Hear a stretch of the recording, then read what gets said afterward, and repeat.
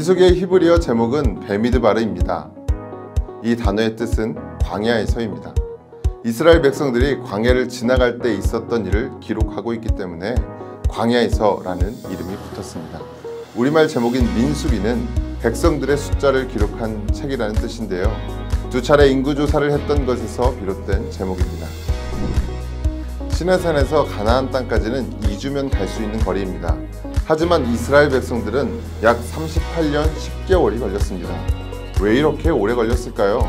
문제는 가데스 바네아입니다.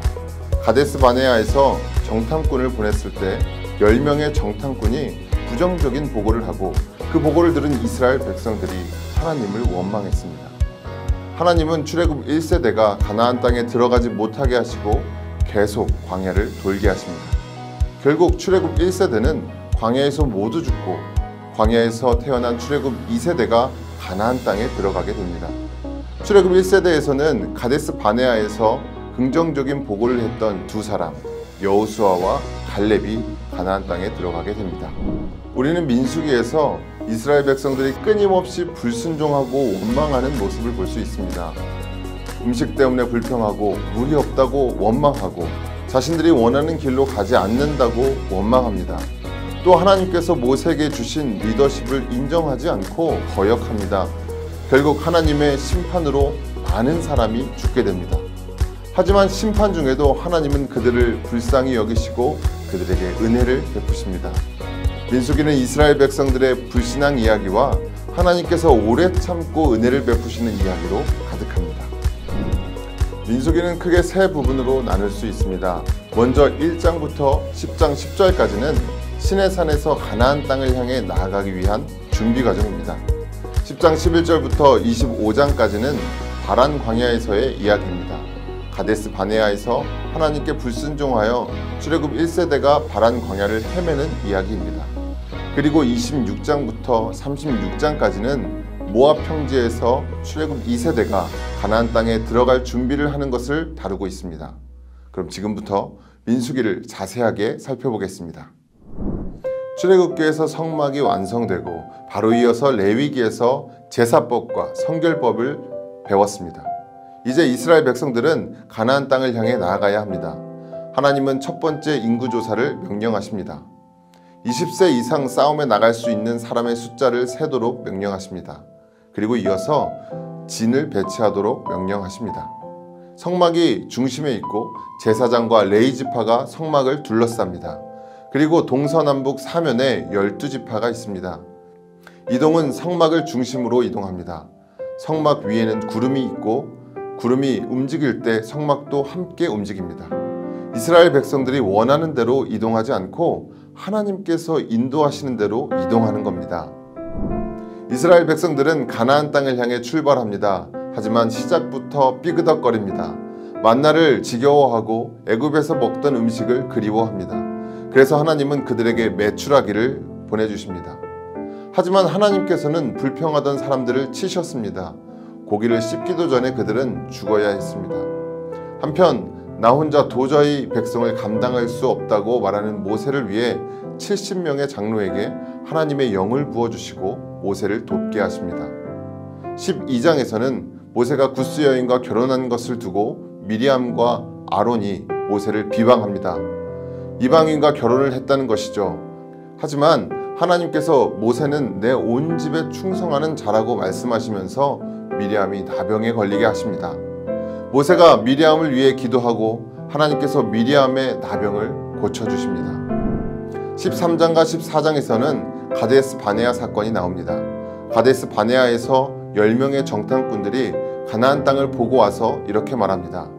우리는 능히 올라가서 그 백성을 치지 못하리라. 그들은 우리보다 강하니라. 젖과 꿀이 흐르는 땅은 맞지만 가나안 사람들이 워낙 강해서 가나안 땅을 차지할 수 없다고 그들은 말합니다. 그 말을 들은 이스라엘 백성들은 통곡합니다. 하나님께서는 전염병으로 이스라엘 백성들을 쳐서 멸하고 모세를 통해 나라를 세우겠다고 말씀하십니다. 하지만 모세의 중보기도를 통해 하나님은 이스라엘 백성들을 멸망시키지 않기로 결정하십니다. 하지만 출애굽 1세대는 가나안 땅에 들어갈 수 없습니다. 하나님께서 이렇게 말씀하셨습니다. 너희 말이 내 귀에 들린 대로 내가 너희에게 행하리니 너희 시체가 이 광야에 엎드러질 것이라. 출애굽 1세대는 광야를 걷다가 광야에서 모두 죽게 되는 겁니다. 16장에서는 레위지파 사람들이 모세와 아론의 리더십에 도전합니다. 그들은 모세와 아론이 분수에 지나치며 스스로를 높인다고 불평합니다. 하지만 하나님께서는 레위지파를 엄하게 벌하시며 모세와 아론의 리더십을 재확인시키십니다. 하나님은 12지파 각 지도자들의 지팡이를 모아서 언약궤 앞에 두게 하셨습니다. 레위지파의 지팡이에는 아론의 이름을 쓰게 하셨습니다. 아론의 지팡이에서 싹이 나고 꽃이 피어서 살구 열매가 열립니다. 하나님께서 아론을 제사장으로 임명하신 것과 레위지파를 제사장을 돕는 지파로 특별하게 택하신 것을 보여주는 사건입니다. 한편 20장에서는 무리바 사건이 나옵니다. 그동안 백성의 불신앙에 맞서던 모세마저 불신앙의 모습을 보여줍니다. 백성들의 불만으로 무리바 반석에서 물을 내게 하는데 모세와 아론이 마치 자신들의 능력으로 물을 솟아나게 한 것처럼 말하며 하나님의 영광을 가리게 됩니다. 이 사건으로 모세와 아론마저 약속의 땅에 들어가지 못하게 됩니다. 아론은 호르산에서 죽음을 맞이합니다. 왕의 대로를 통해 가나안 땅으로 가려고 했지만 에돔 왕이 거부하는 바람에 이스라엘 백성들은 돌아서 가게 되었습니다. 우회하는 길은 멀고 험한 길이었기 때문에 이스라엘 백성들은 또다시 불평하고 원망합니다. 하나님은 불순종하는 백성들을 불뱀으로 벌하셨습니다. 불뱀에 물린 이스라엘 백성들이 죽기 시작했습니다. 모세가 백성들을 위해 기도하였습니다. 하나님께서는 놋뱀을 장대에 달아 세우도록 명령하십니다. 그리고 백성들이 그 장대에 달린 놋뱀을 바라보면 살게 하셨습니다. 말씀에 순종하여 놋뱀을 바라보면 살고 말씀에 불순종하여 보지 않으면 죽는 것입니다. 이 사건은 신약의 십자가 사건과 연결됩니다. 예수님께서 요한복음 3장에서 이렇게 말씀하십니다. 모세가 놋뱀을 든 것처럼 인자도 들려야 한다고 말씀하십니다. 모세가 죽어가는 백성들을 위해 놋뱀을 든 것처럼 예수님은 죄로 죽어가는 자기 백성들을 위해 십자가에 달려야 한다는 말씀입니다. 놋뱀을 바라보는 자가 살았던 것처럼 십자가에 달린 예수님을 믿는 자는 구원을 얻습니다. 다시 민수기로 돌아와서 모압 왕은 이스라엘 백성들이 자신의 영토를 지나가는 것을 못마땅하게 여겼습니다. 그래서 그는 발람을 고용하여서 이스라엘을 저주하도록 시켰습니다.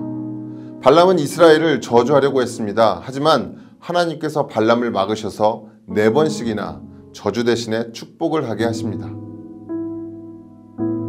모압 평지에 도착한 이스라엘 백성들은 다시 재정비하는 시간을 갖습니다. 하나님께서는 2번째 인구조사를 명령하십니다. 1장에서는 인구조사 대상이 출애굽 1세대였습니다. 하지만 40년이 지나면서 1세대는 다 죽고 다음 세대가 일어났습니다. 이제 하나님의 명령으로 출애굽 2세대를 중심으로 인구조사를 실시하는 겁니다. 또 27장에서는 여호수아가 새로운 지도자로 세워집니다. 그리고 28장부터는 제사와 절기에 관한 말씀이 나옵니다.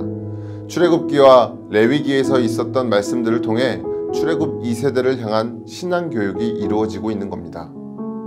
또 전쟁에서 승리하는 경험도 해보게 되는데요. 하나님께서 미디안 족속과 싸우라고 명령하십니다. 그리고 출애굽 2세대는 하나님의 말씀에 순종하여 전쟁에서 큰 승리를 거두게 됩니다. 민수기는 처음부터 끝까지 2갈래의 길을 보여줍니다. 하나는 하나님의 말씀에 순종하는 길이고 다른 하나는 불순종하는 길입니다. 순종할 때는 모든 것이 순조롭게 진행됩니다. 하지만 불순종할 때는 여지없이 실패합니다.